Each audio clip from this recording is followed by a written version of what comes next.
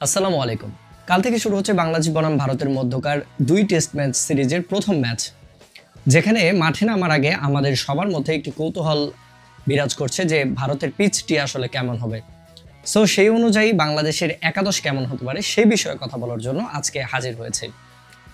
তবে মূল আলোচনা করার আগে ছোট্ট একটি অনুরোধ আপনাদের কাছে, আপনারা যদি আমার এই চ্যানেলটি দেখে থাকেন তাহলে অবশ্যই আমার এই চ্যানেলটিকে সাবস্ক্রাইব করে আমার পাশে থাকবেন। আচ্ছা, আজকের এই ভিডিওতে বাংলাদেশের একাদশ নিয়ে যে আলোচনাটি করব বা যে একাদশ আমি বলবো সেটি আসলে একান্তই আমার পার্সোনাল ওপিনিয়ন আমি আপনাদের সাথে শেয়ার করব। আমরা যদি পাকিস্তান সিরিজের সাথে বা ভারত সিরিজে বাংলাদেশের দলটি স্কোয়াডটি কম্পেয়ার করি তাহলে কি দেখতে পাচ্ছি, এখানে মাত্র একটি পরিবর্তন হয়েছে, যেটি বাংলাদেশের একজন পেসার কমিয়ে বাংলাদেশে একজন মিডল অর্ডার ব্যাটসম্যান নিয়েছেন।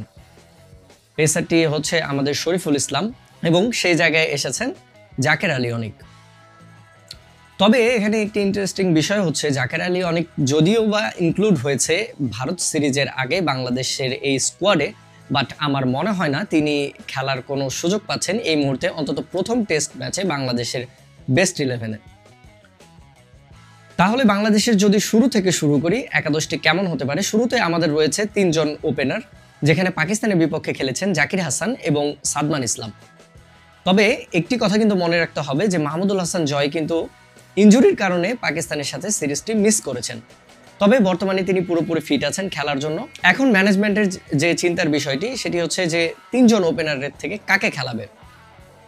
তবে আমার যেটি মনে হচ্ছে বাংলাদেশের শেষ 2টি ম্যাচ যদি পাকিস্তানের বিপক্ষে আমরা দেখে থাকি তাহলে মোর অরলেস বাংলাদেশের যে ওপেনাররা খেলেছেন সাদমান ইসলাম এবং জাকির হাসান তারা কিন্তু মোটামুটি ভালো একটি পারফরমেন্স দিয়েছেন, অন্তত ওপেনিংয়ের ক্ষেত্রে। কারণ বাংলাদেশের ওপেনিং নিয়ে যে কনসার্ন সেটি তো আসলে অনেক পুরনো, সেটি আসলে নতুন করে বলার কিছু নেই।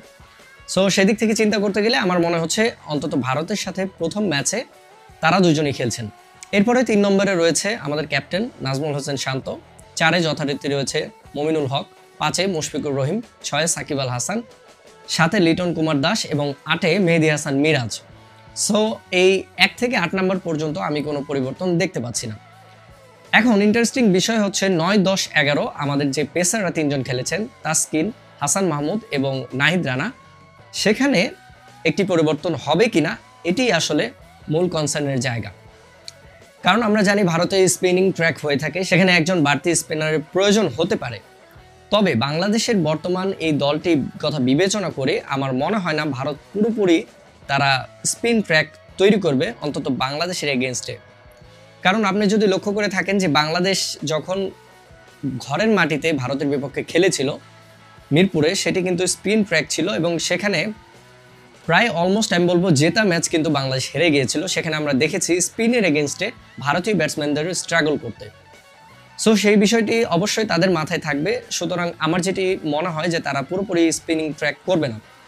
বাট আবারও আমি বলি, যদি বাংলাদেশ পিচ দেখে যদি মনে করে টিম ম্যানেজমেন্ট যে না এখানে আমরা একজন বাড়তি স্পিনার খেলাবো, সেখানে আমার মনে হয় যে বাংলাদেশ অবশ্যই তাইজুল ইসলামের সাথে যাবে। কারণ তাইজুল ইসলামের এর আগে অনেক টেস্ট ম্যাচ খেলার অভিজ্ঞতা রয়েছে। সাকিব আল হাসানের পর যদি কোনো অভিজ্ঞ স্পিনার বর্তমান দলে থেকে থাকে সেটি হচ্ছে তাইজুল ইসলাম। সো সেদিক থেকে চিন্তা করতে গেলে ভারতের ডানহাতি ব্যাটসম্যানের সংখ্যাও অনেক বেশি। সেক্ষেত্রে যদি একজন বাড়তি স্পিনার অ্যাড হতেই হয় তাহলে সেটি হচ্ছেন তাইজুল ইসলাম। আর সেক্ষেত্রে একজন পেসার আমার যেটি মনে হয় যে সেক্ষেত্রে হয়তোবা তাসকিনকে রেস্ট দেওয়ানো হবে, কারণ তাসকিন এরপর টি-20 যে সিরিজ আছে ভারতের সাথে সেখানেও তিনি খেলবেন। সো তার ওয়ার্কলোড ম্যানেজমেন্টের একটি ব্যাপার আছে, সেক্ষেত্রে সেদিক থেকে কনসিডার করে হয়তোবা তাসকিনকে অফ রাখা হবে ফার্স্ট ম্যাচের জন্য।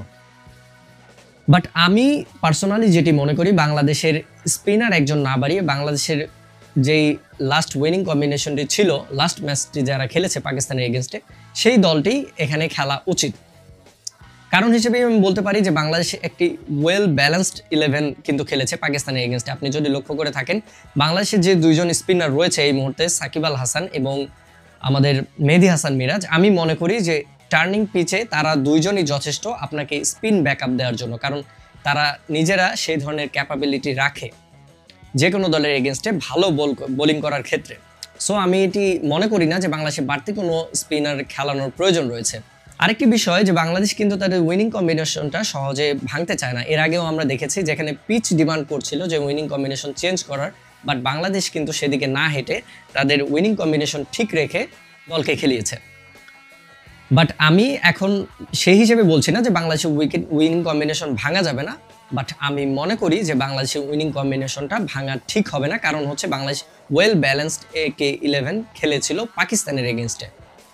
সো সেদিক থেকে চিন্তা করতে গেলে আমার একাদশটি হচ্ছে এরকম: নাম্বার 1 জাকির হাসান, নাম্বার 2 সাদমান ইসলাম, নাম্বার 3 নাজমুল হোসেন শান্ত, number 4 Mominul Haque, number 5 Mushfiqur Rahim, number 6 Shakib Al Hasan, number 7 Liton Kumar Das, number 8 মেহেদী হাসান মিরাজ, নাম্বার 9 তাসকিন আহমেদ, নাম্বার 10 হাসান মাহমুদ এবং নাম্বার 11 নাহিদ রানা।